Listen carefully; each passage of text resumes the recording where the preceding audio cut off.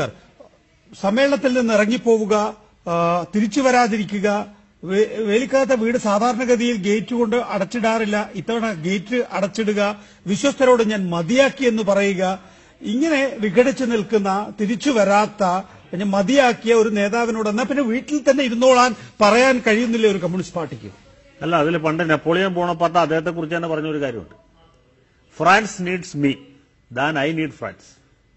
ഫ്രാൻസിന് എന്നെയാണ് ആവശ്യം, എനിക്ക് ഫ്രാൻസിനേക്കാൾ. BS-ന്റെ കാര്യം അത് തന്നെയാണ്. ഈ പാർട്ടിയെ കൊണ്ട് ഇനി അദ്ദേഹത്തിന് പ്രത്യേകിച്ച് ഒന്നും നേടാനില്ല. പാർട്ടിക്ക് അദ്ദേഹത്തെ വേണം. എന്തിനാ?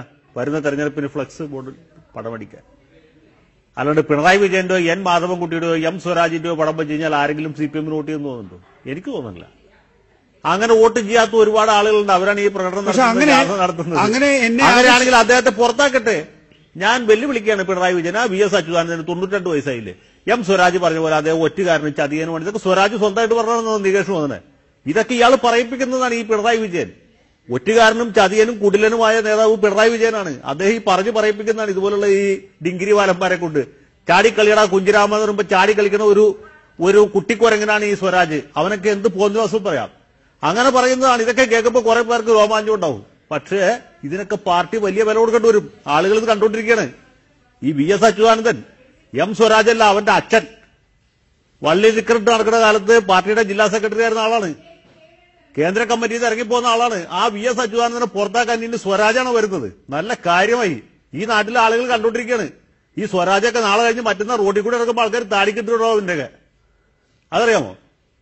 ഇപ്പൊ ആളുകൾക്ക് അദ്ദേഹത്തെ കുറ്റപ്പെടുത്താം. അതൊക്കെ കേൾക്കാനും കൈയടിക്കാനും കുറെ കുരങ്ങന്മാർ കൊഞ്ഞാണന്മാരുണ്ടാവും. നമ്മുടെ സുധാകരന്റെ ഭാഷ പറഞ്ഞ ഈ പക്ഷെ 600 കൊഞ്ഞാണന്മാരകത്തും 3.5 കോടി ആളുകൾ പുറത്തു നിൽക്കുക. അതാണ് പ്രശ്നം. ഈ ഒറ്റുകാരൻ, ചതിയൻ, വഞ്ചകൻ എന്ന് വിളിക്കുമ്പോൾ തന്നെ മരിക്കുന്നതുവരെ അധികാരം നൽകാം. അതായത് വലിയ അധികാര ഭ്രാന്തനാണ് VS അച്യുതാനന്ദൻ. അദ്ദേഹത്തിന് മരിക്കുന്നതുവരെ അധികാരം വേണം. അതിനുവേണ്ടിയാണ് അദ്ദേഹം ഈ പറയുന്ന വിഭാഗീയ പ്രവർത്തനങ്ങൾ നടത്തുന്നത്. മരിച്ചു കഴിഞ്ഞാൽ നമുക്ക് കൊറിയൻ മാതൃക പിന്തുടരാം എന്ന് പറയുമ്പോൾ മന്ദബുദ്ധിയായ മകനെ പിടിച്ച് അധികാരം ഏൽപ്പിക്കാം, കിം ജോങ് ഇല്ലിനെ നമുക്ക് പുനഃസൃഷ്ടിക്കാം എന്ന വാദമാണ്. അതല്ല, ഉത്തര കൊറിയയിലെ സഖാവ് കിം ജോങ് ഉൻ അദ്ദേഹത്തിന്റെ അമ്മാവൻ, വൃദ്ധനായ അമ്മാവനെ പട്ടിക്കിട്ട് കൊടുത്ത് സംഭവിക്കും അദ്ദേഹം ഉദ്ദേശിച്ചത്. ഈ പിണറായി വിജയനും സ്വരാജും കൂടി അച്യുതാനന്ദനെ ഇനി പട്ടിക്കിട്ട് കൊടുക്കാനായിരിക്കും ഉദ്ദേശിക്കുന്നത്. പത്രത്തിൽ വായിച്ചില്ലേ? അമ്മാവനെയും അമ്മായിയെയും കൊലപ്പെടുത്തി. അങ്ങനെയാണ് ഉത്തര കൊറിയയിൽ ഉണ്ടായത്. അതായിരിക്കും അദ്ദേഹം ഉദ്ദേശിച്ചത്. സ്വരാജ് എന്താ ഉദ്ദേശിച്ചത് സ്വരാജിന് മാത്രമേ അറിയുള്ളൂ. പക്ഷെ ഇവനെ പോലെയുള്ള കുരങ്ങന്മാര്, കൊഞ്ഞാണന്മാരാണ് ഈ പാർട്ടിയുടെ കുഴി തോണ്ടുന്നത്. അത് മനസ്സിലായില്ലേ? പണ്ട് ഇയാളെ കുരങ്ങൻ കുഞ്ഞാമെന്ന് വിളിച്ചില്ലേ? മറ്റൊരു കുരങ്ങനാണ് ഈ സ്വരാജ്.